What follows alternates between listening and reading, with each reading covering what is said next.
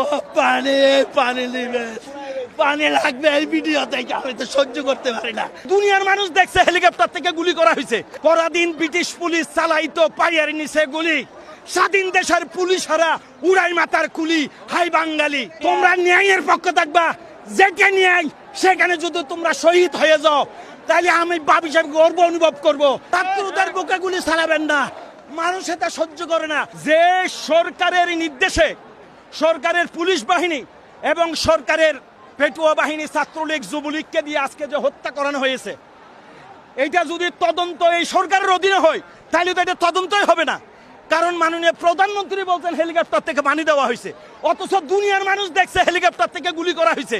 হেলিকপ্টারের গুলির কারণে, হেলিকপ্টার থেকে গুলির কারণে জানালার পাশ দিয়ে, জানালার পাশে এবং ছাদের উপর লোক মারা গেছে।